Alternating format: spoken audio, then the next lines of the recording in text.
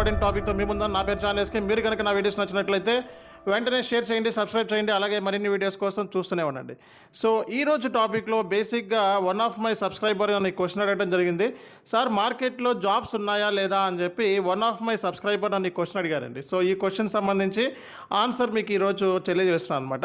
ఎస్ఏపిలో jobs ఉన్నాయా అని అడిగారు. సో ఎస్ఏపిలో మనకి రెండు రకాలైన జాబ్స్ ఉన్నాయి. ఒకటి కన్సల్టెంట్ బేస్ మీద జాబ్స్ ఉన్నాయి, సో అలాగే మనకి ఎండ్ యూజర్ జాబ్స్ కూడా ఉన్నాయి. So SAP end user jobs అయితే నెంబర్ ఆఫ్ ఆపర్చునిటీస్ మనకి కనపడుతున్నాయి ప్రజెంట్ సిచ్యువేషన్లో. అండ్ చాలామంది స్టూడెంట్స్ కూడా వెళ్తున్నారు, వాకిన్స్ పడుతున్నాయి ఇక్కడ. సో హైదరాబాద్లో ఉన్నాయి, బెంగళూరులో కూడా ఉన్నాయి. కాబట్టి ఎస్ఏపి ఎండ్ యూజర్ జాబ్స్కి వీక్లీ అలాగే 2 వీక్స్కి కన్ఫామ్గా వాకిన్స్ అనేవి జరుగుతున్నాయి. సో కాబట్టి ఎస్ఏపి ఎండ్ యూజర్ జాబ్స్కి అయితే ఉన్నాయి present. And very important point ఏంటంటే రానున్న రోజుల్లో మళ్ళీ రిసెషన్ వచ్చే ఛాన్సెస్ ఉన్నాయి. కాబట్టి సో ఇప్పటి నుంచే మీరు జాబ్ మీద మాత్రమే ఫోకస్ చేయండి. జాబ్ ఎలా కొట్టాలి అండ్ తొందరగా జాబ్లో మార్కెట్లో ఎలా మన ప్రొఫైల్ని సర్క్యులేట్ చేయాలి, ఎంత తొందరగా జాబ్ కొట్టాలి అన్న దాని మీద మాత్రమే మీ ఫోకస్ చేయండి. అలాగే ఇంకా విషయం ఏంటంటే కన్సల్టెంట్ పాయింట్ ఆఫ్ వ్యూలో ఫ్రెషర్కి అలాగే ఎక్స్పీరియన్స్కి కూడా మనకి జాబ్స్ కనపడుతున్నాయి. మార్కెట్ ఇప్పుడిప్పుడే ఓపెన్ అవుతూ వచ్చింది. అలాగే ఎన్ని రోజులు ఉంటుందో మనకు తెలియదు. కాబట్టి ముందుగానే తొందరగా మార్కెట్లోకి మీ ప్రొఫైల్ సర్క్యులేట్ చేసి లేదా మీ ప్రొఫైల్ని ఫార్వర్డ్ చేసుకుని వీలైనంత తొందరగా జాబ్స్ కొట్టడానికి ట్రై చేయండి. అండ్ అన్నిటికంటే ఇంపార్టెంట్ ఏంటంటే రెఫరల్స్. సో రెఫరల్స్ అనేవి జనరల్గా మీకు లింక్డ్ఇన్ ప్రొఫైల్ ద్వారా మీకు సో డైరెక్ట్గా రిక్రూటర్స్ని కాంటాక్ట్ అవ్వచ్చు మీరు. అట్ ది సేమ్ టైం ఎంప్లాయీస్ని కాంటాక్ట్ అయ్యి సో రెఫరల్స్ని అడిగినట్లయితే డెఫినెట్గా మీకు జాబ్స్ వచ్చే ఛాన్సెస్ ఉన్నాయి. రెఫరెన్స్ ఇవ్వడం మూలంగా కొంచెం ఇంటర్వ్యూ అనేది కొంచెం టఫ్ అనేది ఉండదు. సో అది బెనిఫిట్ అనమాట. సో అలాగే మనకి సో నవ్వే డేస్ ఏంటంటే బ్యాక్ డోర్ జాబ్స్ ఎక్కువ అయిపోయినాయి మార్కెట్లో. అండ్ చాలా వరకు బ్యాక్ డోర్ జాబ్స్ ద్వారానే బయటికి వెళ్ళిపోతున్నాయి. అండ్ కన్సల్టెంట్ పాయింట్ ఆఫ్ వ్యూలో మీకు చెప్తున్నాను, సో బ్యాక్ డోర్ జాబ్స్ అయినా ప్రాక్సీ జాబ్స్ అయినా ఎక్కువ రోజులు మీరు స్టాండర్డ్ అవ్వలేరు అండ్ నిలకడ ఉండదు. 100% బ్యాక్ డోర్ జాబ్స్ ద్వారా 95% మాత్రమే మనకి ఫెయిల్యూర్ ఉంది. సార్ 95% ఫెయిల్యూర్ ఉంది. 5% ఎక్కడో ఒకళ్ళిద్దరు బ్యాక్ డోర్ ద్వారా వెళ్ళిన వాళ్ళు ఉన్నారు తప్ప అందరూ బయటకు వచ్చేస్తున్నారు కన్సల్టెంట్ లెవెల్లో. కాబట్టి బ్యాక్ డోర్ జాబ్స్ని ఎంకరేజ్ చేయొద్దు, ప్రాక్సీ జాబ్స్ని ఎంకరేజ్ చేయొద్దు. సో ప్రాక్సీస్ అంటే మీ ఇంటర్వ్యూస్ని ఎవరో వేరే వాళ్ళు క్రాక్ చేయటం అలాంటివి వద్దు. మీ అంతటా మీరు ఓన్గా జాబ్ కొట్టాలి అన్న మైండ్ సెట్ని డెవలప్ చేయండి.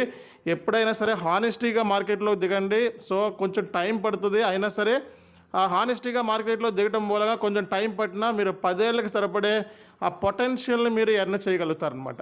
సో కాబట్టి అన్నిటికంటే ఇంపార్టెంట్ తొందరగా మార్కెట్లోకి ఎమర్జ్ అవ్వడం, తొందరగా జాబ్ కొట్టడం అండ్ వీలైనంత తొందరగా మీ ప్రొఫైల్ని సర్క్యులేట్ చేసి అండ్ సక్సెస్ అవ్వటము అన్న దాని మీద మాత్రమే ఫోకస్ చేయండి.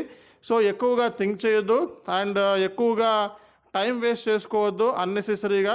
సో మీరు వీలైనంత తొందరగా ఇంటర్వ్యూ పాయింట్ ఆఫ్ వ్యూలో ప్రిపేర్ అయ్యి అన్నిటికంటే ఇంపార్టెంట్ థియరిటికల్గా ప్రిపేర్ అవ్వండి.